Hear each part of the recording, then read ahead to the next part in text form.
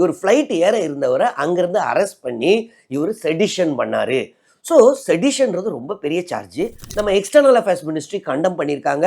Bangladesh government வந்துட்டு அதெல்லாம் இல்லைங்கன்ட்டு நம்மளை கண்டம் பண்ணியிருக்காங்க. காங்கிரஸ் பிஜேபி முதல் முறையா அவங்க போராட்டம் பண்றாங்க இதற்கு எதிராக வெஸ்ட் பெங்கால்ல. இந்த இஸ்கான் இதே ஒரு டெரரிஸ்ட் ஆர்கனைசேஷன், அதையும் பேன் பண்ணணும் அப்படின்னு சொல்றாங்க. ஸோ இதுல எவ்வளோ நியாயம் இருக்கு? எல்லாரையும் தாக்கிக்கிட்டு இருக்காங்க, அவங்களுக்கு எதிர்த்து பேசவே முடியல. இது ஆக்சுவலாக ஒரு மக்கள் புரட்சி அப்படின்லாம் சொன்னதெல்லாம் போய் பங்களாதேஷ் அரசும் பார்த்தீங்கன்னா, இந்த அரசுன்னு நம்ம சொல்றதே எனக்கு கொஞ்சம் கஷ்டமா இருக்குங்க, அது அரசே கிடையாது. இப்போ பார்த்தீங்கன்னா ஒரு அனார்கி தான் இருக்காங்க.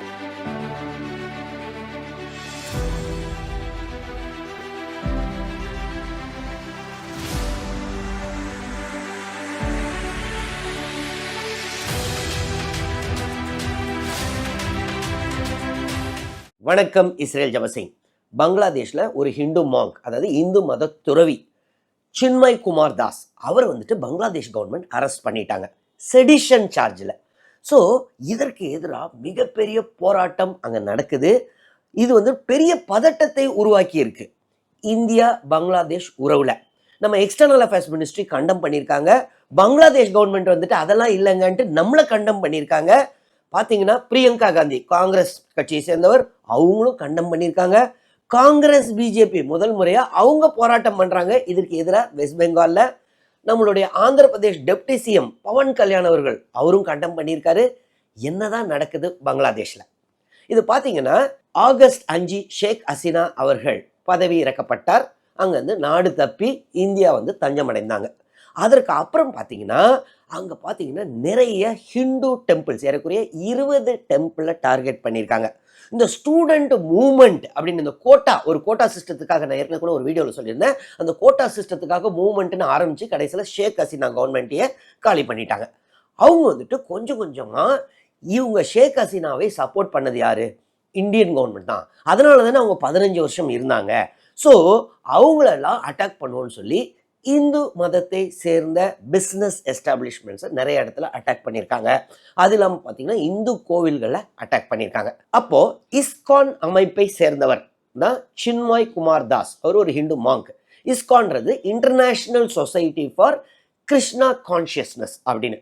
ஸோ அந்த சொசைட்டி அதில் சேர்ந்தவர் தான் இவர் கொஞ்சம் கொஞ்சமாக இதற்கு எதிர்த்து போராடுறார். இவருக்கு பின்னாடி நிறைய பேர் இந்துக்கள்லாம் வராங்க. இந்துக்கள் மொத்தம் எத்தனை பர்சன்டேஜ் இருக்காங்கன்னு பார்த்தீங்கன்னா பங்களாதேஷில் 8%. ஸோ அவங்க மைனாரிட்டி அங்கே. ஸோ இந்த மாதிரி மைனாரிட்டிக்கு எதிராக இந்த மாதிரி அரசு பண்ணக்கூடாதுன்னு கிறிஸ்தவ மதம், இந்து மதம், அப்புறம் புத்த மதம் இதெல்லாம் ஒன்றிணைக்கிறாரு நம்மளுடைய இந்த ஹிந்து மாங்க். இவர் பின்னாடி நிறைய பேர், இவர் ஒரு ரேலிக்கு போறாருன்னா பல மக்கள், பல்லாயிரக்கணக்கான மக்கள் குவிறாங்களாம். ஸோ இவருக்கு கொஞ்சம் கொஞ்சமாக பேர் வருது. ஸோ இவருக்கு எதிராக தான் இப்போ செடிஷன் சார்ஜ் போட்டிருக்காங்க. என்ன செடிஷன் சார்ஜ்? இந்த அக்டோபர் 31 இந்த மாதிரி ஒரு பெரிய ரேலி நடந்தப்போ பங்களாதேஷ் ஃப்ளாகுக்கும் இன்னொரு சாஃப்ரன் ஃப்ளாகும், அந்த கூட்டத்தில் நிறைய பேர் கொடி வச்சிருப்பாங்கல்ல, ஸோ அவங்களுடைய தேசிய கொடி பங்களாதேஷ் நேஷனல் ஃப்ளாகோட ஒரு சாஃப்ரன் ஃப்ளாகை மேலே கட்டிட்டாங்க. ஸோ அதனால நிறைய பேர் மேலே கேஸ் போட்டாங்க. இவர் தானே அந்த கூட்டத்தை நடத்தினாரு அப்படின்னு இவர் மேலேயும் கேஸ் போட்டாங்க. ஸோ இந்த சமயத்தில் இவர் நார்தர்ன் பங்களாதேஷ் அங்கே ஒரு கூட்டம் நடத்துறதுக்காக பிளான் பண்ணியிருந்தார். அந்த கூட்டத்துக்காக ஒரு ஹோட்டலும் புக் பண்ணியிருந்தார் அவர் போய் தங்குறத. அதே கேன்சல் பண்ண வச்சிட்டாங்க. அக்டோபர் 31 இந்த இன்சிடென்ட் நடந்துச்சு. ஆனால் இப்போ பார்த்தீங்கன்னா ஒரு 25-26 நாள் கழிச்சு அந்த சார்ஜை வச்சு ஒரு கோர்ட்டுக்கு கூட்டு போயிட்டாங்க. இவர் ஃப்ளைட் ஏற இருந்தவரை அங்கிருந்து அரெஸ்ட் பண்ணி இவர் செடிஷன் பண்ணாரு. ஸோ செடிஷன்றது ரொம்ப பெரிய சார்ஜ். ஃபர்ஸ்ட் ஆஃப் ஆல் அந்த கூட்டத்தில் யாரோ பண்ணியிருக்காங்க. தேசிய கொடி வேணும்னா அவமானப்படுத்துறதுக்காக பண்ணியிருக்க மாட்டாங்க. ஏதோ ஃப்ளாக் மேலே பறந்துருக்கு. ஸோ அதை ஒரு காரணமாக வச்சு இவரை இப்போ அரெஸ்ட் பண்ணிட்டாங்க. அரெஸ்ட் பண்ணி இப்போ பெயில் கூட கிடையாது. இதே சமயத்தில் அங்கே என்ன சொல்கிறாங்கன்னா, இந்த இஸ்கான் இதே ஒரு டெரரிஸ்ட் ஆர்கனைசேஷன், அதையும் பேன் பண்ணணும் அப்படின்னு சொல்கிறாங்க. ஸோ இதில் எவ்வளோ நியாயம் இருக்குது? முதலாவது பார்த்தீங்கன்னா மைனாரிட்டிஸ் மேலே அட்டாக் நடந்திருக்கா பங்களாதேஷ்லனா? கண்டிப்பாக நடந்திருக்கு. ஏன்னா அவங்களுடைய கேர்டேக்கர் கவர்மெண்டோடைய ஹெட்டான முகமது யூனிஸ் அவரே என்ன சொன்னார்னா, மைனாரிட்டிஸை அட்டாக் பண்ணக்கூடாது, யூனிட்டியாக இருக்கணும் அப்படின்னு சொன்னார். ஸோ அட்டாக் கண்டிப்பாக நடக்குது. பார்த்தீங்கன்னா அங்கே உள்ள கோவில்கள் தாக்கப்பட்டன. இது எதனால அவங்க தாக்குறாங்க? அவங்களுடைய இது ஒரு ஆவரேஜ் பெங்காலி நீங்கள் பார்த்தீங்கன்னா, ஏன்னா நான் வெஸ்ட் பெங்காலில் இருந்திருக்கேன், ஒரு பெங்காலிக்கு ஃபர்ஸ்ட் அவங்க பெங்காலிங்க, அதற்கப்புறம் தான் அவங்க ஒரு இந்துவோ முஸ்லிமோ. ஸோ அவங்களுடைய மெயின் டார்கெட்டுக்கு காரணம் என்னன்னா, இவ்வளவு நாள் 15 வருஷமா ஷேக் ஹசீனா ஆட்சியில் இருந்ததுக்கு முக்கிய காரணம், ஏன்னா அவங்க எலெக்ஷனை ஒழுங்கா வைக்கல, அப்போசிஷன் பார்ட்டியான பங்களாதேஷ் நேஷனல் பார்ட்டி பார்ட்டிசிபேட்டே பண்ண விடல. இதற்கெல்லாம் காரணம் இந்திய அரசுடைய சப்போர்ட் தான் அப்படின்னு. நான் கூட ஒரு வீடியோவில் சொன்னேன், நம்ம கவர்மெண்ட் இப்படி சப்போர்ட் பண்ணிக்கிட்டு இருந்தா பின்னாளில் அங்கே இருக்கிற மைனாரிட்டிஸ் இந்துக்கள் தாக்கப்படுவார்கள் அப்படின்னே சொன்னேன். அதே மாதிரி தான் இப்போ நடந்துகிட்டு இருக்கு. இந்த மாதிரி ஹெல்ப்லெஸ் மைனாரிட்டிஸை தாக்குதல் செய்வது மிக மிக பெரிய தவறு, அது கண்டிக்கத்தக்கது. இப்போ பார்த்தீங்கன்னா, ஒரு மனிதன் என்ன உணவு உண்ண வேண்டும், என்ன உடை உடுக்க வேண்டும், எந்த கடவுளை வணங்க வேண்டும், இல்லை கடவுளே இல்லைன்னு சொன்னாலும் அது அவங்களுடைய உரிமை. அதை விட்டுட்டு இல்லை இந்த மதத்தின் அடிப்படையில் இன்னொரு சக மனிதனை ஒருத்தர் அடிச்சா இவன் மனிதனே கிடையாதுங்க, இவன் மிருகம். சரிங்களா? அது நம்ம நாட்டில் நடந்தாலும் அதுதான் உண்மை, பங்களாதேஷில் நடந்தாலும் அதுதான் உண்மை. பங்களாதேஷில் பார்த்தீங்கன்னா இந்துக்கள் வெறும் 8% தான். ஸோ அவங்க ஒரு மைனாரிட்டி ஸ்டேட்டஸில் இருக்காங்க. எல்லா உலகத்தில் எல்லா கண்ட்ரிலையுமே மைனாரிட்டிஸ்னால் அவங்களுக்கு ஒரு ஸ்பெஷல் ப்ரொடெக்ஷன் கொடுக்கணும். ஸோ அந்த மாதிரி கொடுக்க வேண்டிய அரசு இப்போ பார்த்தீங்கன்னா இந்த மாதிரி ஒரு ஃப்ரிவலஸ் சார்ஜ், இது வந்து சார்ஜ் ஒன்றுமே கிடையாது, என்னன்னா கொடி இப்படி இருக்குன்னு அவங்களுக்கு பயமே என்னன்னா இவரு பின்னாடி அவ்வளோ ஒரு பெரிய கூட்டம். அது இல்லாமல் இவர் ஒரு பெரிய சமாஜை ஃபார்ம் பண்ணிட்டாராம். நிறைய ஹிந்து ஆர்கனைசேஷன்ஸ்லாம் சேர்த்துருக்காரு, ஒரு சில கிறிஸ்டியன் ஆர்கனைசேஷன்ஸ், புத்திஸ்ட் ஆர்கனைசேஷன், அதாவது இந்த மைனாரிட்டிஸ் எல்லாம் சேர்த்து அவங்களுக்கு ஒரு வாய்ஸாக இருந்திருக்காரு. அந்த பயத்தில் தான் இந்த கவர்மெண்ட் இப்படி பண்ணியிருக்காங்க. ஸோ இது கண்டிக்கத்தக்கது. அதே சமயத்தில் இஸ்கானை பேன் பண்ணணுமா? முதலாவது இஸ்கானை பேன் பண்ணணுமான்றதே ஒரு தவறான இது. இன்னைக்கு கூட அது கோர்ட்டில் வந்திருக்கு. ஹைகோர்ட்டில் பங்களாதேஷில் என்ன சொல்லியிருக்காங்கன்னா, இதை பாருங்கங்க, பேன் பண்ணணுமா பண்ணக்கூடாதான்றத இது அட்டார்னி ஜெனரல் உங்களுடைய அட்வைஸ் என்ன? உடனே அட்டார்னி ஜெனரல் கவர்மெண்டோடைய ரெப்ரசன்டேட்டிவ் என்ன சொல்லியிருக்காரு, நாங்கள் அதுக்கெல்லாம் ஸ்டெப்ஸ் எடுத்துக்கிட்டு இருக்கோம். ஸோ இப்போத்துக்கு பேன் பண்ணலை. ஃபர்ஸ்ட் ஆஃப் ஆல் இவர் இஸ்கான்ல இல்லைங்க. இஸ்கான்ல ஒரு காலத்தில் இருந்தார் இந்த சாமியார். அதற்கப்புறம் அவர் ஓவராக இந்த மாதிரி நிறைய மக்கள் கூடின உடனே இஸ்கான் அவங்கள ஐசோலேட் பண்ணிக்கிட்டாங்க. அவங்க என்ன பண்ணாங்கன்னா இவரை வந்துட்டு அதுலேருந்து விலக்கி வச்சுருந்தாங்க. ஸோ சில மாதங்களாக அவர் இஸ்கான்ல இல்லை. ஸோ இதனால இஸ்கானை பேன் பண்ணணுமா? அதுவும் தவறு தான். அதே சமயத்தில் இவர் அரெஸ்ட் ஆன உடனே என்ன ஆகுதுன்னா, ஒரு சில கூட்டம் கூடுது. அப்போ சைஃபுல் இஸ்லாம் அப்படின்ற ஒரு லாயரை கொன்னுடுறாங்க. அந்த கூட்டத்தில் பார்த்தீங்கன்னா நிறைய இஸ்கான் சப்போர்ட்டர்ஸ் இருந்தாங்க அப்படின்றாங்க. இன்னொன்று, நவம்பர் மாதம் இன்னொரு ஒரு ஹசாரி சிட்டகாங்கில் ஹசாரி லேன் அப்படின்ற ஒரு இடத்துல என்ன பண்ணுறாங்கன்னா, ஒருத்தர் இஸ்கான் வந்துட்டு ஒரு டெரரிஸ்ட் ஆர்கனைசேஷன் அப்படின்னு ஒரு இஸ்லாமிய மதத்தை சேர்ந்தவர் ஃபேஸ்புக்கில் ஒரு போஸ்ட் போடுறார். உடனே அந்த ஹசாரி லேனில் இருந்த நிறைய ஹிந்துஸ்லாம் சேர்ந்து, அந்த ஹிந்துஸில் பார்த்தீங்கன்னா நிறைய இஸ்கான் சப்போர்ட்டர்ஸ் இருந்தாங்களாம், மெம்பர்ஸ் இருந்தாங்களாம். அவங்களாம் போய் அவர் கடையை சுற்றி அவரை அடித்து அந்த கடையை உடைக்க ஆரம்பிச்சிருக்காங்க. அதற்கப்புறம் மிலிட்ரி போலீஸ் வந்திருக்கு, அவரை ரெஸ்கியூ பண்ணி கூட்டு போக பார்த்துருக்காங்க. அப்போது செங்கலால் அவர் மேலே தாக்குதல் நடத்தியிருக்காங்க. அந்த ஹசாரி லேன் பார்த்தீங்கன்னா ஜுவல்லரி லேனா, நிறைய ஜுவல்லரி, ஸோ ஆசிட்லாம் இருந்திருக்கு, ஆசிடும் தூக்கி அடிச்சிருக்காங்க. அதற்கப்புறம் நடுராத்திரியில் திருப்பி போலீஸ் திருப்பி வந்திருக்காங்க. வந்து என்ன பண்ணியிருக்காங்க, சிசிடிவி கேமராவெல்லாம் உடைச்சி பயங்கரமாக அடின்னு அடிச்சிருக்காங்க. இப்போ பார்த்தீங்கன்னா ரெண்டு சைடுமே தவறு. ஃபர்ஸ்ட் ஆஃப் ஆல் இவங்க வந்துட்டு ஒருத்தர் போஸ்ட் போட்டார் டெரரிஸ்ட் ஆர்கனைசேஷன் அப்படின்னு போட்டாருன்னா அதற்கு சட்டப்படி இவங்க ட்ரை பண்ணியிருக்கலாம். இன்னொன்று, இவங்க போயிட்டு அவங்க கடையை உடைக்கிறதுன்றது ரொம்ப தவறானது, அவரையும் அடித்திருக்கிறார்கள். அது இல்லாமல் போலீஸோட ரெஸ்கியூ பண்ணவங்க மேலே பிரிக்கு செங்கல் அடித்து ஆசிட் தாக்கியது தவறு, டவுட்டே கிடையாது. போலீஸ் பண்ணதும் மிக தவறு. அதுக்கப்புறம் அந்த வீடியோலாம் பார்த்தா பதைக்குது. ஏன்னா லைட்டெல்லாம் அந்த சிசிடிவியெல்லாம் உடைச்சிட்டு அடின்னு அடிக்கிறாங்க. ஸோ அதில் உண்மையாக அடித்தவங்க இருந்தாங்களா இல்லை அங்கே இருந்தவங்களும் அடி வாங்கினாங்களா தெரியல. ஸோ இஸ்கானை பேன் பண்ணும்போலையோ இஸ்கானுடைய சப்போர்ட்டர்ஸ், இப்போ அந்த சைஃபுல் இஸ்லாம்ன்ற ஒரு லாயரை இவர் அரெஸ்ட் பண்ணி கூட்டு போகும்போது அலோவ் பண்ணலை, ஒரு கட்டத்தில் அடிக்கிறாங்க. அந்த சமயத்தில் இந்த மக்கள்லாம் சேர்ந்து அதுலேயும் இஸ்கான் சப்போர்ட்டர்ஸ் இருந்திருக்காங்க. ஸோ இஸ்கானும் கொஞ்சம் மெஷர்ஸ் எடுக்கணும். ஏன் அவங்க சப்போர்ட்டர்ஸ் இருக்கிறாங்க அங்கன்னு பார்த்தீங்கன்னா, சிங்கப்பூரில் 1970களில் இஸ்கானை பேன் பண்ணிட்டாங்க. ரஷ்யாவில் பயங்கர ரெஸ்ட்ரிக்டடாக வச்சுருக்காங்க. அமெரிக்காலையும் கொஞ்சம் இது இப்போ இஸ்கான்கே பாசிட்டிவும் இருக்குங்க. நான் 2005ல் நம்மளுடைய ஸ்டீவ் ஜாப்ஸ் ஒரு ஃபேமஸ் ஸ்பீச் இருக்கும், ரொம்ப மோட்டிவேஷ்னல் ஸ்பீச், தயவுசெய்து நீங்கள் பாருங்கள். அந்த ஸ்பீச்சை ஸ்டான்ஃபோர்ட் ஸ்பீச், ஒரு 3 நிமிஷம் தான். அந்த ஸ்பீச்சில் சொல்லுவார், அவருக்கு சின்ன வயசில் கஷ்டப்படும் போது சாப்பாட்டு இல்லாமல் இருந்தப்போ சண்டே ஃப்ரீயாக 7 மைல் தூரத்தை நடந்து போவாராம், ஃப்ரீயாக சாப்பாடு போடுவாங்களாம். எங்க இந்த மாதிரி இஸ்கான் கோயிலில் அமெரிக்காவில். ஸோ இந்த மாதிரி நிறைய நல்லது பண்ணும்போது இந்த மாதிரி சில பேட் எலமெண்ட்ஸ் அங்கே இருக்கிறதுனால மொத்த இஸ்கானுக்கும் பேர் கெட்டு போயிடும். ஏற்கனவே சிங்கப்பூர் பேன் பண்ண மாதிரி இங்கேயும் பேன் ஆயிடக்கூடாது. அதனால இந்த மாதிரி ஆகக்கூடாதுன்னா இஸ்கான் அமைப்பு தகுந்த நடவடிக்கை எடுக்க வேண்டும். அவங்க மெம்பர்ஸ் மேலே ரெஸ்ட்ரிக்ட் பண்ணி வச்சிருக்கணும், இல்லைன்னா மொத்தமாக பேர் கட்டுறோம். சரி, நம்ம ஊடகங்கள் இதை எப்படி கவர் பண்ணியிருக்காங்க பார்த்தீங்கன்னா, அந்த சைஃபுல் இஸ்லாம் அப்படின்ற ஒரு லாயர் கொல்லப்பட்டார்ல, அவர் வந்துட்டு நம்ம இந்து மத சாமியார் அந்த சின்மய் குமார் தாஸ்க்காக ஆஜரானவர் அப்படின்னு. ஆக்சுவலாக அது டோட்டலி தப்பு.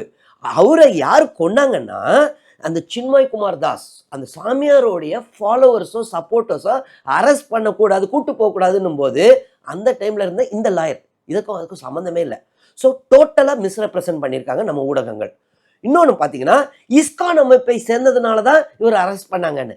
அதுவும் கிடையாது. இஸ்கான் அமைப்புலேருந்து அவரை விலக்கி வச்சிருக்காங்க. ஸோ இஸ்கான் அமைப்பை என்ன சொல்லியிருக்காங்க, எங்களுக்கும் அவங்களுக்கும் சம்மந்தம் இல்லை அப்படின்னு.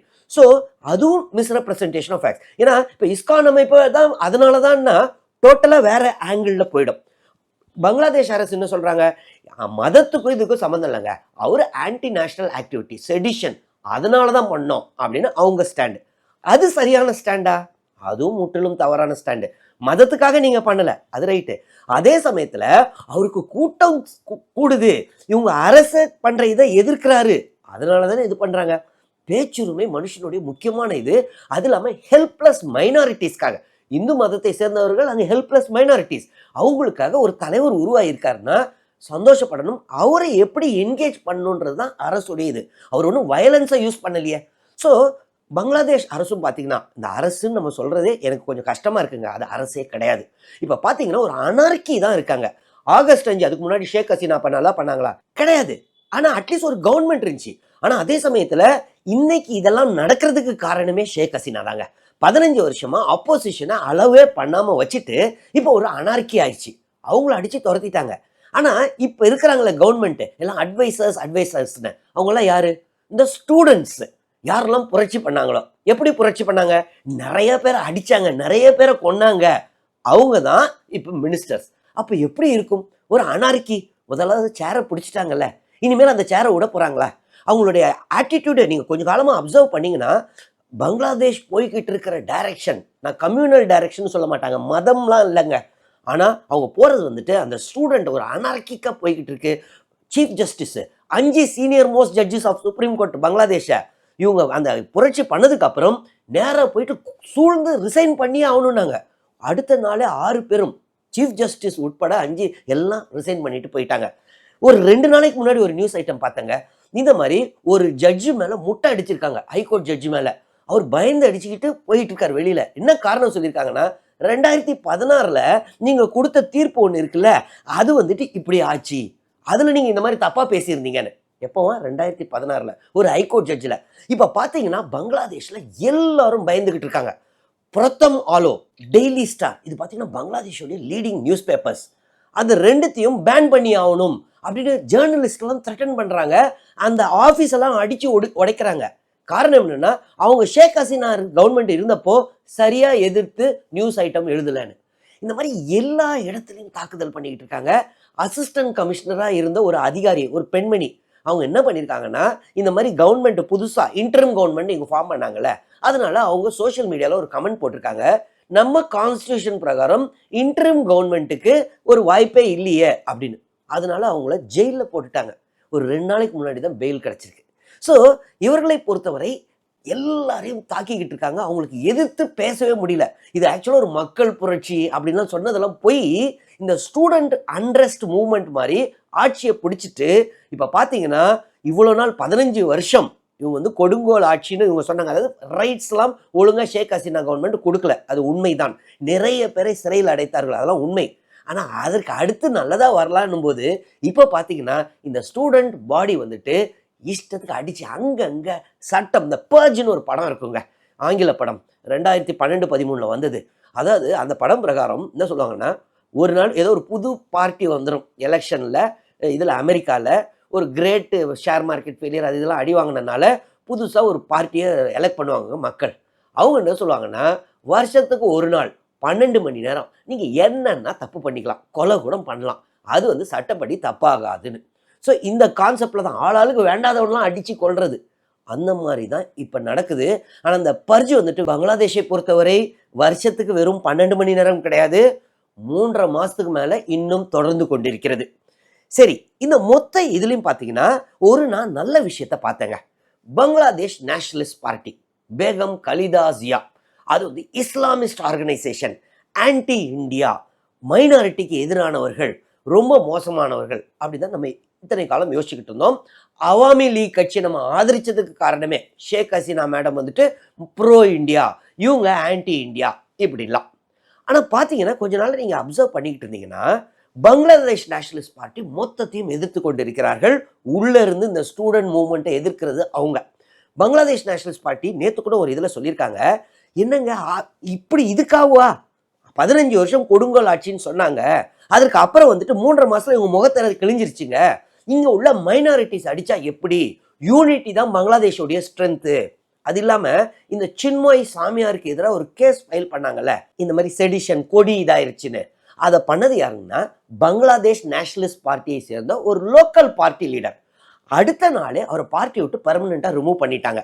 அது இல்லாமல் நேற்று அவங்க கேர்டேக்கர் பிரைம் மினிஸ்டர் இது பண்ணி மீட் பண்ணி இஸ்கானை பேன் பண்ணக்கூடாது, அது மாதிரி இந்த பிரத்தமாலோ இந்த பேப்பர்ஸ் எல்லாம் பேன் பண்ற, இதெல்லாம் என்னங்க நடக்குது?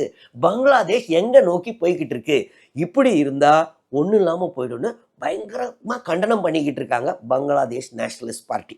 ஸோ நான் அந்த காலத்துலேருந்தே சொல்லிக்கிட்டு இருக்க ஒரே இது என்னன்னா, இந்தியா எப்பயுமே ஒரு பார்ட்டி, இதே தான் மால்டீவ்ஸ்லையும் பண்ணோம், பங்களாதேஷில் பண்ணிடக்கூடாதுன்னு சொல்லிக்கிட்டு இருந்தேன் கடந்த சில காலமாக. அதே மாதிரி தான் நடந்துச்சு.